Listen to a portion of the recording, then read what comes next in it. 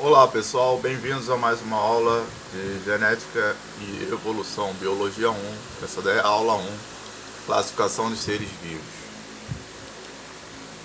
Vamos ao trabalho de Aristóteles, mais de 300 anos antes da era cristã.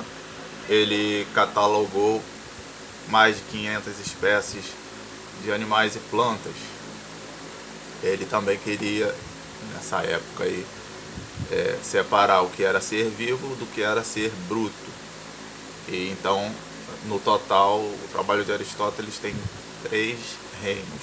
O reino mineral, obviamente não corresponde à vida, é um reino que corresponde aos seres brutos, e o que corresponde à vida é o reino planta e o reino animal, é o reino dos vegetais e o reino dos animais.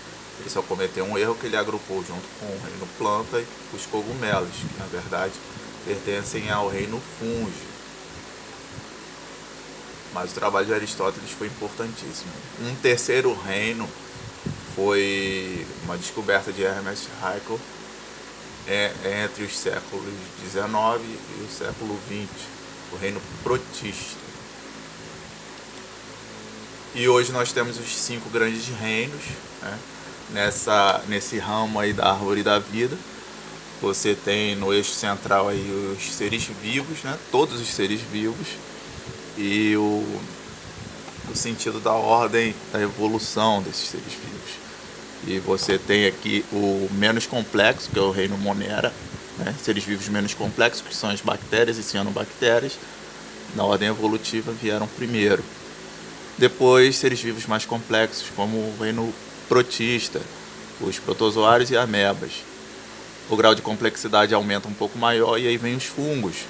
Esses fungos no início eram fungos microscópios, né, como os micélios e as leveduras. As leveduras têm um metabolismo fermentador e os micélios têm um metabolismo mais para decompositores.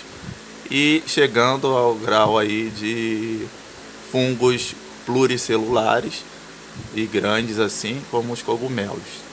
Depois vem o grau de complexidade aumenta na escala evolutiva, e temos as plantas, no reino planta, e os vegetais. Eles fazem a fotossíntese, né? Eles são a base da cadeia alimentar em ambientes terrestres. O grau de complexidade aumenta um pouquinho maior, e vem os animais, no reino animalia, o reino ao qual o ser humano pertence. Então, esse eixo central aqui, ele é o eixo que corresponde aos seres vivos e vem se ramificando para os reinos, 5 grandes reinos. E aí a gente já vai falar de família, né? A família dos primatas, que é a família do ser humano. Lembrando que esses antecessores aqui não são nossos pais nem mãe. Nós não viemos deles, tá? Nós viemos desse eixo central que tem aqui um ancestral comum entre nós e esses outros animais aqui, tá? E nesse cladograma aqui você tem os primatas de grande porte aqui, nessas ramificações, e tem outros de menor porte aqui. Esse outro é um pouco mais detalhado, o eixo central desse cladograma é em curvatura, né?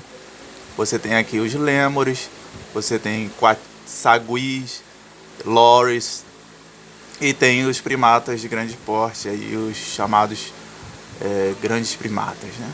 E tem o homem aqui, tá? O homem, o gênero dele é único no planeta hoje, mas os arqueólogos, aí o pessoal que estuda paleontologia, descobriu alguns fósseis de animais muito próximos do homem, segundo os restos mortais desses animais, tá? E aqui a enorme família dos felinos, né? Nós não vamos falar porque é muito extensa a família dos felinos, é muito maior do que a nossa, que é a família dos primatas. Gênero e espécie. O gênero é Panthera, né? Tem o Panthera leo, que é o leão africano, o Panthera onca, que é a onça pintada brasileira, né? E tem o Panthera pardus pardos, que é o leopardo africano, Panthera tigris tigris, que é o tigre de Bengala, o Panthera uncia, que é o tigre lá dos Himalaias. Tigre não, perdão. É o leopardo dos Himalaias, é o leopardo da neve. Tá? Essa aí é a classificação gênero e espécie, que é de Linneu. Linneu, pai da taxonomia, né? Nomenclatura binominal, gênero e espécie. Ele que implementou esse sistema de classificação aí. Linneu era médico, também zoólogo e botânico. Ele poderia ter sido considerado pai da medicina veterinária, por exemplo, mas o trabalho dele foi bem mais abrangente do que isso. Pai da taxonomia.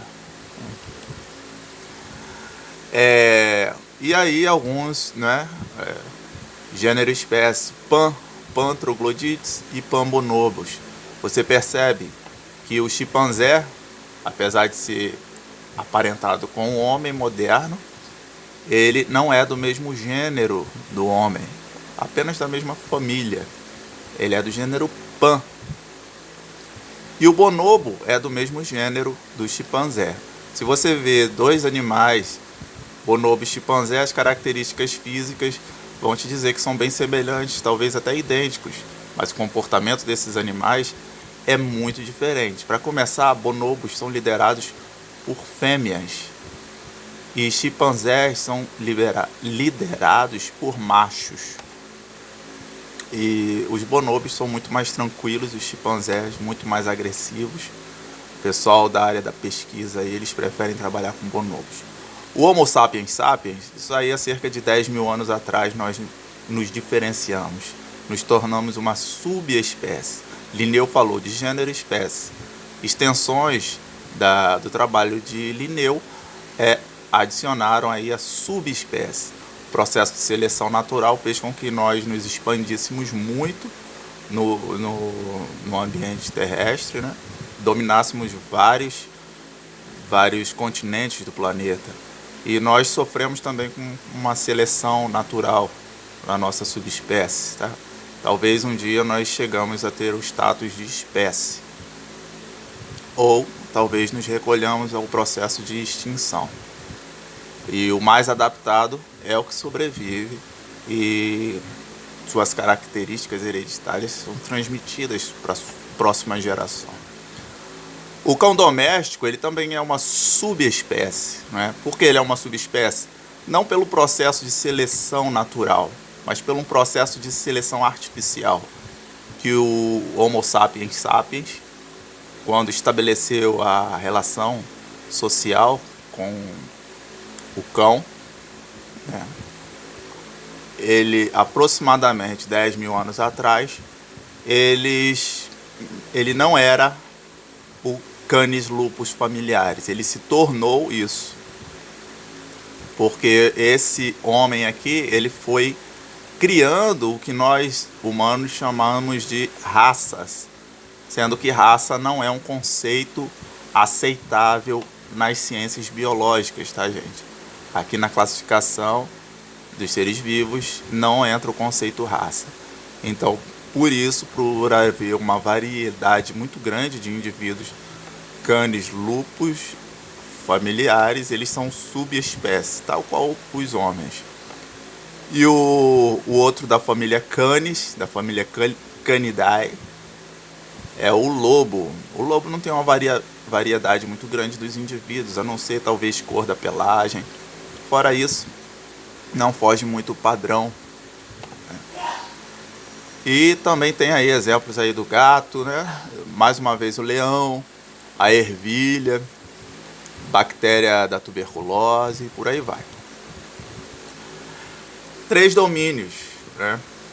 Ruse foi o pesquisador que classificou por domínios: o eucariontes, eubactérias e arqueobactérias. Sempre observando aí que é sempre uma árvore, tá? A vida, ela sempre se expande, né? Se ramificando, nunca em linha reta, tá? Aqui você tem as bactérias, as arqueobactérias e os eucariontes aqui nesse ramo, ok? Vírus é um ser vivo, é um assunto que está muito em pauta por causa da pandemia de coronavírus, né? Vírus não é ser vivo porque ele não tem uma célula. Ele é um parasita intracelular obrigatório. Ou seja, ele precisa dos mecanismos da célula para gerar cópia de si mesmo. Ele não tem autonomia para a reprodução nem de forma sexuada e nem de forma assexuada. O vírus é uma partícula, ele é de interesse da biologia, sendo que ele não é ser vivo. Tá? Alguns autores defendem que ele é ser vivo, mas como nós vimos nas telas anteriores, não existe um reino vírus. E nem na outra forma de classificação, que é por domínios, também não existe um domínio vírus. Né? E aí as referências bibliográficas, J. Lawrence, Amabs e Marta, a coletânea dele, e aí a coletânea do Guia do Estudante, Almanac Abril. Sucesso e bons estudos!